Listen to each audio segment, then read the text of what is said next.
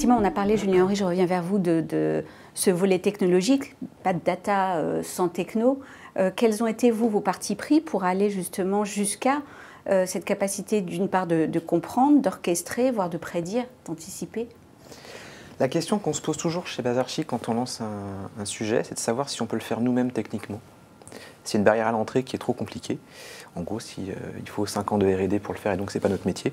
Ou si concrètement, avec la DSI, qui est très internalisée chez nous et donc très compétente, ils sont nombreux, on peut le faire nous-mêmes.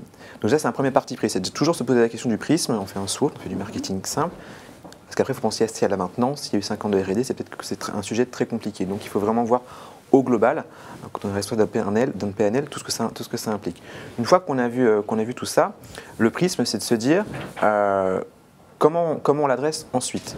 Comment on l'adresse quand on fait un sujet, c'est toujours d'être acteur d'une brebis et pas d'un loup dans la bergerie. C'est-à-dire qu'il faut être sûr que ce que l'on va donner va répondre à un vrai besoin. Donc c'est pas simple, il faut vraiment cartographier les besoins, il faut bien vraiment écouter ses équipes.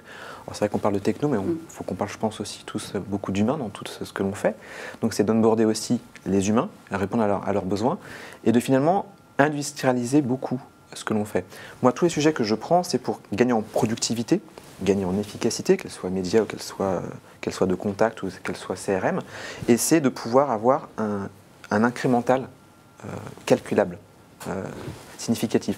Et cette significativité, elle vient vraiment du fait que quand on le fait, on réfléchit toute l'expression de besoin et tous les KPI qui sont autour.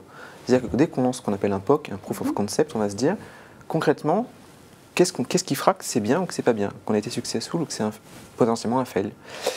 Et donc, vu qu'on doit avoir le moins de fail possible, on doit vraiment être bon là-dessus. Donc un projet, par exemple, quand on lance des AB tests ou on choisit un outil comme cela, il faut vraiment réfléchir si cet outil peut être cross-device, et donc s'il peut permettre d'avoir cette connaissance unifiée en gras souligné, de nos clients. Parce que sinon, on va se retrouver potentiellement dans un silo, et on recrée des silos alors que nos métiers, je pense, c'est de justement désiloter au maximum pour avoir ce client où qu'il soit, user-centrique, et pas forcément que chez nous.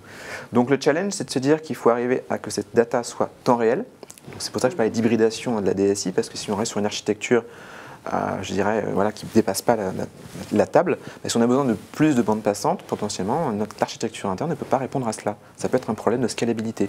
Donc pour ne pas avoir ça, il faut hybrider. Et cette hybridation, elle peut être, comme je le disais, très challengeante. Parce que le prestataire doit être capable de répondre aux besoins en temps réel. Et ce temps réel est un vrai challenge de mon point de vue pour le marketing, parce qu'on se rend compte par rapport à ce qui était dit que si on n'est pas temps réel, on peut être très déceptif. Donc il faut avoir une proposition qui soit qualitative par segment et presque par user. Par segment et par device aussi. Ça veut dire qu'il ne faut pas décliner, parce que dans déclinaison, il y a déclin, mais il faut adapter. J'aime bien cette phrase, il ne faut vraiment pas décliner. Il ne faut pas se dire, ok, je lance une application sur une watch, sur un wearables, j'ai déjà mon application Universal Stone Mobile, qu'est-ce que je propose? Si je propose le même push notification qu'il y a déjà sur un phone, qu'est-ce que je propose? Si je vais sur une macro messaging, que peut être WeChat, Messenger, etc., et WhatsApp, et que je propose finalement la même chose que je vais proposer sur un formulaire d'inscription sur mes own properties, je pense qu'on n'adresse pas le sujet. Donc il faut vraiment se poser la question de comment j'intègre cette brand-centric que l'on est, et donc cette brand safety dont on est garant, au sein d'univers qui ne sont pas forcément des univers que l'on maîtrise, parce qu'on est chez les autres.